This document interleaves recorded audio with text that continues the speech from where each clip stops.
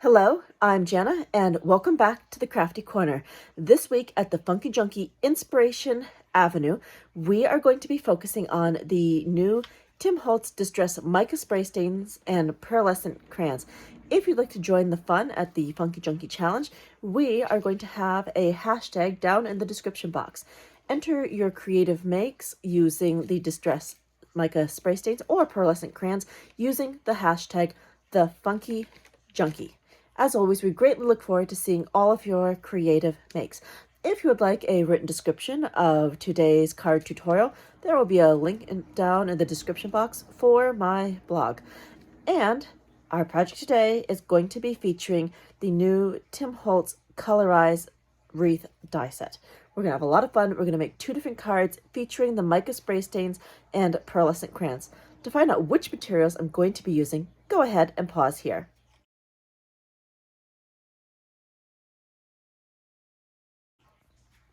All right, let's head over to the Crafty Corner. Today, we're going to be working with the Colorize die set Yuletide. This is an absolutely beautiful die, and I'm going to be showing you how to color the pieces with 2 different mediums. So, we're going to be looking at Distress Mica Spray Stains Seasonal, and we're going to be investigating the pearlescent crayons at the same time. Since we already have the Distress Mica Spray Stains out, it seems like a great time to start decanting them into some of these fantastic little bottles. These bottles are the same bottles that are used to store alcohol inks, and they can be found on the Ranger website. So we're going to decant a few of these Distress Mica Spray Stains into them. So let's go ahead and get these set up. So I'm going to be decanting 4 different spray stains today, and the first thing I'm going to do is to add a ball bearing to each of these. These ball bearings are going to help with mixing up the Distress Mica Spray Stain. As we know, with Distress Micas, the mica will settle at the bottom of a bottle and form a sludgy sediment. In order to get the full effect of the spray, you need to be able to mix up that little bit of sediment at the bottom. So the ball bearing will help us with that. So we're just going to pop these in each of the containers, and then we're going to start measuring out the mica spray stains. To do that, I'm using a largest pipette. Now the first color that we're going to be using is Frosted Juniper. This is one of my absolute favorites from last year, so I thought we would start with that one right now. So I'm going to be using the pipette, and we're going to be measuring roughly 4 dropperfuls to place into the bottle. You could fill more, but I have found that a drop of the Distress Mica Spray Stain goes quite a long way. So, since I can't get these colors until next year again, I'm going to be a little bit more conservative with what I add to the little dropper bottles. Okay, so that was 2. This is 3.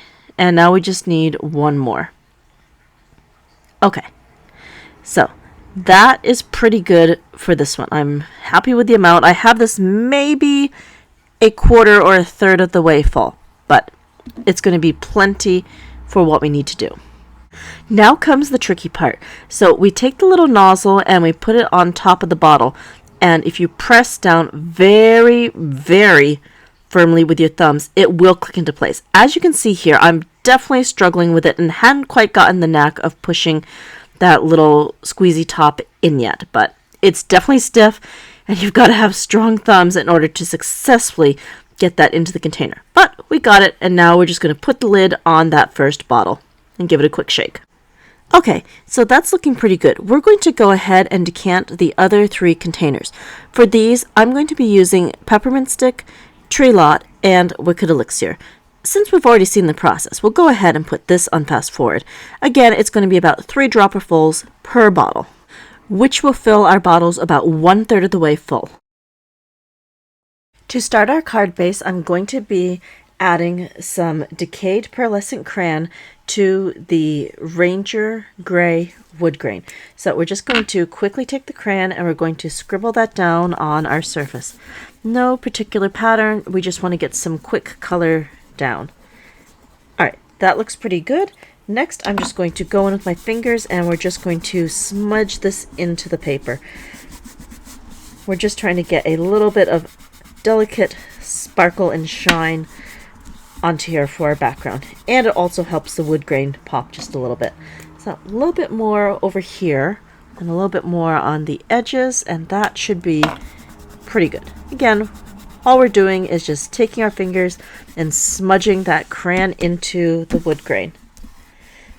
Oh, a little corner here. I'm feeling pretty happy with that. Okay, so let's take a quick look before we move on to the next step. There you go. We have that little bit of pearlescent sheen. Okay, let's go ahead and move to our next step. So now I'm going to add a little bit of shine to our background. And to do that, I'm going to be using some of the Distress Foundry Wax Gilded. I'm pouring a little bit off to the side after having really shaken the bottle, and I'm dipping a paintbrush into it. Now you want to get a good chunk on your paintbrush because this stuff is super thick. So when you go to tap it, and here I'm tapping with a Distress crayon on the paintbrush, you want to have enough fluid on there so that you can get some nice little droplets on your background. Okay, let's take a quick look and see how this is. Not quite what I want, but let's go ahead and add just a little bit more. We're going to go ahead and tap in some more of the foundry wax. Okay, now I'm starting to see the droplets. That's looking pretty good. So, a few more at the bottom, a couple more in the corner. We're going to have some nice shine on this background.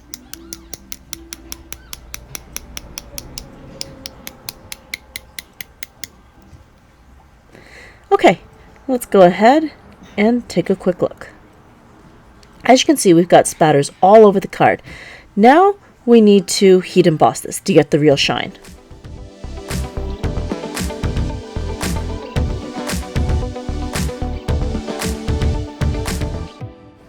Okay, that looks pretty good.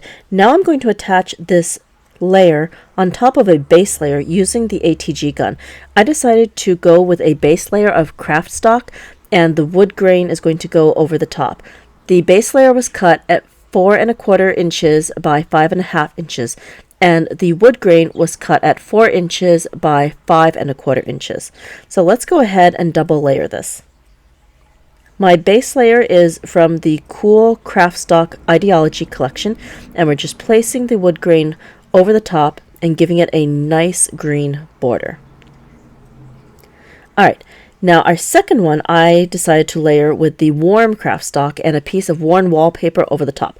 Now let's get into the really fun part of this and start painting with Distress Mica spray stains. So we're going to be using a Ranger water brush, and we have all of our colors already in these fantastic little dropper bottles. Now I've already pre-cut our dies on pieces of paper with watercolor cardstock, Distress, and Distress white heavy cardstock as well. So for painting, all I'm going to do is create myself a little palette at the edge of the table. And before I start dropping anything onto that, I need to make sure that I shake up each of these bottles, because as I mentioned before, the mica will settle at the bottom like a sediment. Though, that's why we shake them up. Now over here, I'm just going to add a couple of drops to the edge of my craft mat. Okay, the bottom looks good, so we're just going to shake and add some colors. For the colors, I'm going to be using a combination of tart cranberry, peppermint stick, tree lot, wicked elixir, and holly branch. Okay, so adding just a couple of drops on the side, this will give us all of the pigment that we need to cover the majority of these pieces. That shine is so evident the second you put it down. It is absolutely fabulous. And between each bottle, I'm giving them each a good shake to make sure that everything is well mixed. So we're going to be pulling in the color using the Ranger Fine Detailer water brush. And we're going to start with these beautiful berries with a combination of peppermint stick and tart cranberry. So let's go ahead and put this part on fast forward.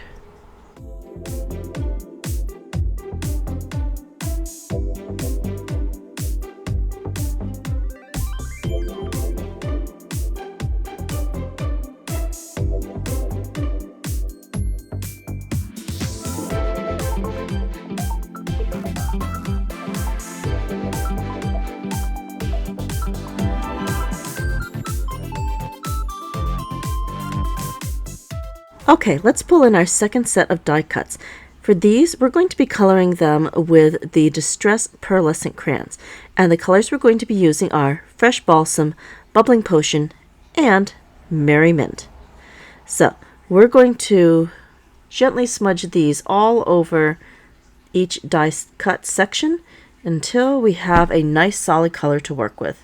So we're just going to go ahead and scribble this color out onto our die cut, and then I'm just going to take my finger and smudge this out until we have great coverage. As you can see, the Distress Crayon goes on so smoothly, it's very easy to smudge with the finger. I didn't even need to add extra water to get the color to move, which is really nice. So we're just going to continue smudging until we have full coverage on this section of the wreath. That Merry Mint color might be one of my top favorites for the new set. Such a great cool blue. Alright, so that would be Merry Mint for our base layer. Now let's move on and take care of the rest of our pieces.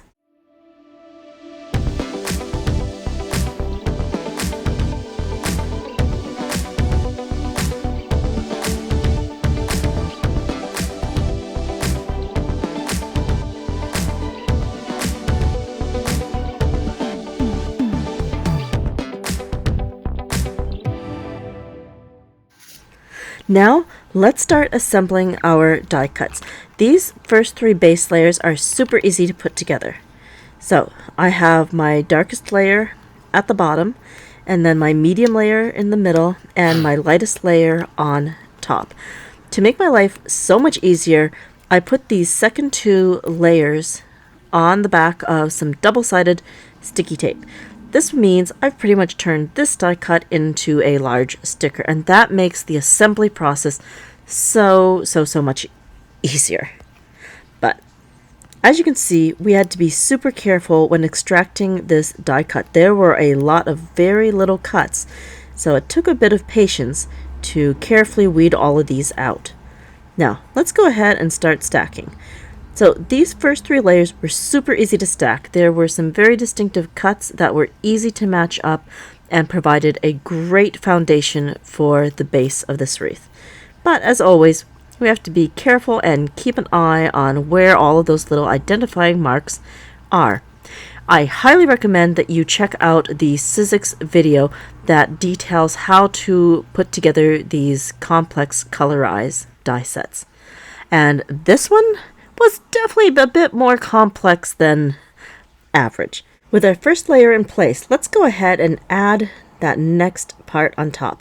This one's a little bit more twisty-turny, but again, there's some easy markers on here that will help us identify where it goes.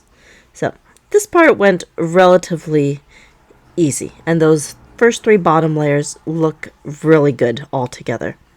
Okay, now this is where things got really complicated. All of these little greenery pieces, it took me close to 45 minutes to figure out where each one of these went, and that was, well, I should have looked at the Sizzix video a little bit sooner to give myself a hint, but I wanted to try to figure it out on my own.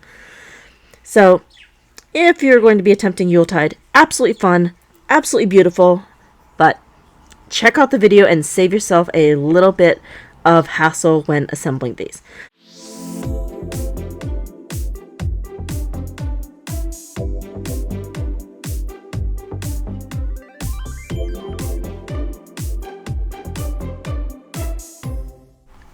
Now for the fun part. We're going to be assembling these little holly berries.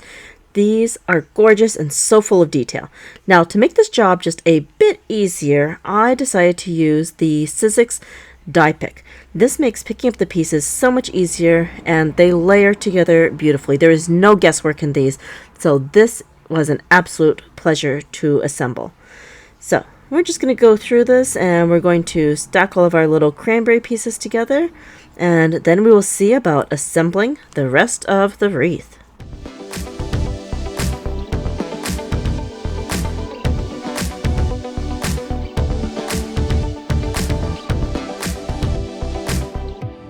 With all our little holly pieces assembled, let's go ahead and start sticking them down onto the wreath.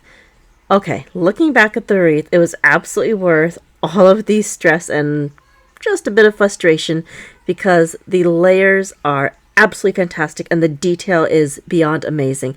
And those little sparkly berries are just making this wreath pop.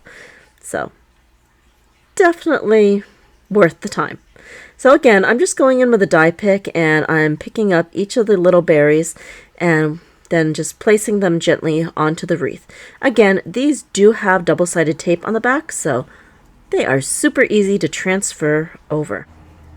I just love those holly berries. They are so bright, and the combination of tart cranberry and peppermint was just perfect for these. So we're going to finish up placing these little berries, and then we move on to the next step. Here we're going to start assembling the metallic bell that goes in the center of the wreath. Now, looking back at this video, I realized that I didn't put the back piece on the bell, and I just did the detailed layers. But not a big deal, you still get an idea of how the bell goes together, and I found that the bell was very clearly marked, and it was super easy to figure out which layers went where on it. You could definitely do some different color layers in this part, but I found that I really just wanted a solid brass bell. So I let the detail in the layer speak for itself and stuck with just one solid color. So just turning this and adding in the next piece. Again, the detail on these is just so amazing. The colorized dies get more and more detailed every year, and that just adds to the visual interest. So now we're just going to add in a couple of teeny tiny pieces. And again, I'm pulling in the Sizzix die pick, which makes transferring those tiny pieces that my fingers just can't seem to manage so much easier, including that itty bitty one down near the base. Okay, now we're going to go ahead and install that bell on our wreath. And as I mentioned, I'm missing one part, but I do go back and add that in before the finished card assembly. Right now I'm just trying to figure out where I want to place the bell, but I'm going to add it after I've added the wreath to the card. And the reason for this is that I wanted to put some foam squares behind the wreath so that it has a little bit more dimension and isn't just laying flat on the card. So we're going to put the wreath near the top of the card. I've already got my foam squares there. And with a little bit of collage medium, I'm going to tuck the bell under the wreath. Well, maybe just slightly under the bow. If I lift that up, that will give me the access I need to slip it under. Nope, changed my mind. We're going to slip it directly under the wreath, and it's just going to be another layer in our pattern. And let's just carefully put that bow back so it's still straight and not hanging too crookedly. Okay, that looks good. Now we are going to need a sentiment. And for the sentiment, I'm pulling in one of the Tim Holtz Idea-Ology Christmas label stickers. Now I'm going to be adding a little bit more embellishment with the Idea-Ology Christmas drops. So we're going to be adding one on each side of the sentiment, and I'm using the gold and silver set. This is going to be perfect and add a little bit more bling to our card. Now, let's go ahead and pull in both sets of cards. I am so happy with the way these turned out. Here is our Distress Mica Spray Stain card on the left, and the card created with the Distress Pearlescent Crayons on the right. Two different cards, two different coloring techniques with mica spray stains and Distress Pearlescent Crayons, and two fantastic results. And both of these were made with the same die set, Yuletide Colorize. Thank you so much for joining me here today at the Crafty Corner. And don't forget, you too can join in the creative fun by hashtagging your projects with the Tim Holtz Holiday Collection using the hashtag #TheFunkieJunkie on Facebook or Instagram. We greatly look forward to seeing all of your wonderful creative makes. And until next time, happy crafting!